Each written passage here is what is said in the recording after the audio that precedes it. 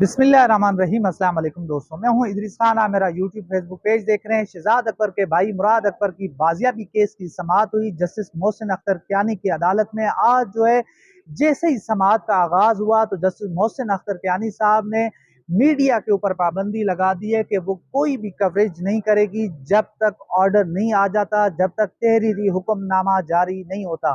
کسی جج کی فوٹیج نہیں چلے گی، کسی کا ریمارکس نہیں چلے گا۔ یہ آج سماعت کا آغاز ہوا۔ اس کے بعد جیسے کیس آگے بڑھا تو پولیس نے عدالت کو بتایا کہ ابھی تک ہم شہزاد اکبر کے بھائی کو دریافت نہیں کر سکے ہیں، بازیاب نہیں کروا سکے ہیں، اور جو آئی جی تھے اسلام آباد، انہوں نے الزام لگایا کہ جو مراد اکبر کی جو فیملی ہے، شہزاد اکبر کی جو فیملی ہے، وہ ہمارے ساتھ تعاون نہیں کر رہی ہے، ہمارے ساتھ کوئی اس طرح سے بات چیت نہیں کر رہی ہے۔ جس کے اوپر جو وکیل تھے مراد اکبر کے، انہوں نے کہا کہ پولیس جھوٹ بول رہی ہے، ہم نے تمام تر ثبوت، تمام تر چیزیں جو ہیں وہ ڈی آئی جی اور ایس ایچ او کو دے دی ہیں۔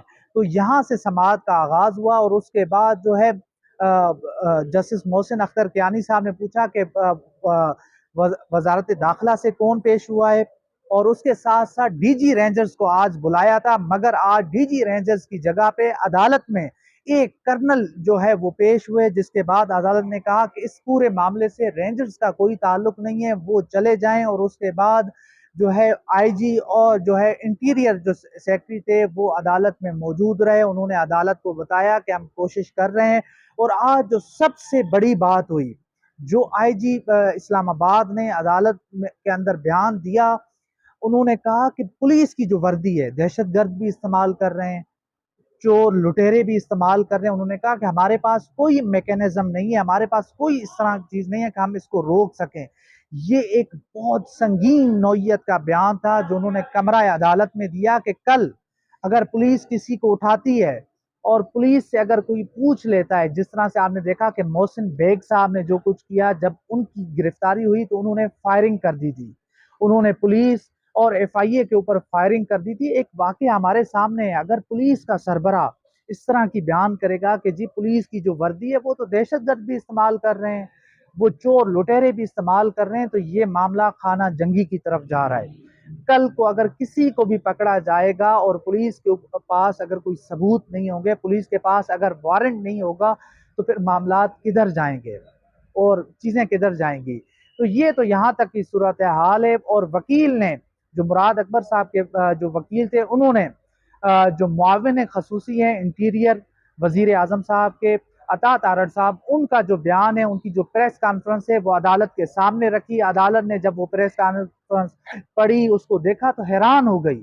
انہوں نے کہا کہ یہ کیسے ہو سکتا ہے، یہ کوئی پولیس آفیشل تو نہیں ہے، یہ کس طرح پریس کانفرنس کر رہا ہے اور کس طرح یہ بتا رہا ہے کہ وہ بندہ ہمارے پاس ہے۔ عدالت نے کہا کہ آپ نے کیا یہی طریقہ رہ گیا ہے کہ ایک ملزم کو بلانے کے لیے آپ نے ان کا وارنٹ جاری کیا ہے؟ اس کے اوپر کوئی جواب نہیں تھا، پولیس کی طرف سے، پراسیکیوشن ٹیم کی طرف سے کوئی جواب نہیں تھا۔ اور یہاں پر عدالت نے کہا کہ اس ملک سے اور بھی بہت سارے جو سزا یافتہ مجرم ہیں وہ بھاگے ہوئے ہیں، وہ لندن میں مقیم ہیں، وہ انگلینڈ میں مقیم ہیں۔ کیا آپ کو پتا ہے ان کے ناموں کا؟ یہ انہوں نے سیکرٹری داخلہ سے پوچھا۔ سیکرٹری داخلہ نے کہا کہ میں کوئی کمنٹ نہیں کر سکتا، میں کوئی نام نہیں لے سکتا، کیونکہ اس وقت جو بھگوڑے ہیں، جو اشتہاری ہیں، وہ نواز شریف صاحب ہیں، اس وقت یہاں پر ان کی حکومت ہے، تو انہوں نے نام نہیں لیے۔ اس کے ساتھ ساتھ عدالت نے اس پوری کارروائی کو یہاں پہ ختم کرتے ہوئے یہ معاملہ دوبارہ چیف جسٹس اسلام آباد ہائی کورٹ کے پاس واپس بھیج دیا ہے۔ اب دیکھتے ہیں کہ یہ معاملہ آگے کس عدالت میں لگتا ہے۔ آج کی عدالت کی پوری کارروائی یہی تھی۔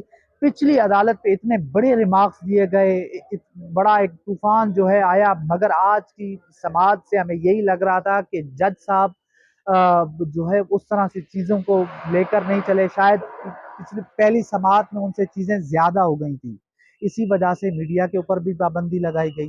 اور یہ آج کی پوری صورتحال ہے۔ اور عدالت نے کہا کہ کیا گارنٹی ہے کہ جو مراد اکبر صاحب کے بیٹے ہیں دانیال اکبر، ان کو نہیں اٹھایا جائے گا؟ تو پولیس اس کے اوپر بھی اپنا ڈرامے کرتی رہی۔ تو آج کی جو پوری سماعت تھی، اس کے اندر جو آئی جی صاحب تھے وہ بڑے خوش تھے، ہنس رہے تھے، مسکرا رہے تھے، ان کے اوپر کوئی پریشانی نہیں تھی، کیونکہ جنہوں نے ان کو کام سونپا ہے، جن کے پیرول کے اوپر وہ کام کر رہے ہیں، انہوں نے ان کو کہہ دیا ہے کہ بیٹے ہم آپ کے ساتھ ہیں، ہم آپ کے ساتھ کھڑے ہوئے ہیں، آپ چاہے کچھ بھی کریں، اس ملک کے اندر کوئی قانون کوئی آئین نہیں ہے جو جس کو مرضی چاہے اٹھا لے، جس کو مرضی چاہے جو ہے اپنا گرفتار کر لے۔ عدالتیں بے بس ہو چکی ہیں، ججز بے بس ہو چکے ہیں۔ تو یہ ایک صورتحال ہے اس ملک کی، اور بڑی سنگین صورتحال ہے جو ہم آپ کے سامنے رکھ رہے ہیں۔ اسلام آباد ہائی کورٹ سے بڑی عدالت، آئینی عدالت، مگر یہاں پر اس طرح سے معاملات کو نہیں لیا رہا۔ جو بیسک انسانی حقوق ہیں اس حوالے سے بھی عدالتیں شش و پنج کا شکار ہیں۔ کوئی بڑا فیصلہ نہیں ہے، کوئی بڑی اس طرح سے چیزیں نہیں ہیں۔ پولیس اس وقت آپ جس طرح سے کاروائیاں ڈال رہی ہے، جس طرح سے معاملات کر رہی ہے، یہ تمام تر چیزیں آپ کے سامنے ہیں۔ اب دیکھتے ہیں کہ مراد اکبر صاحب کے معاملہ کس طرف جاتا ہے۔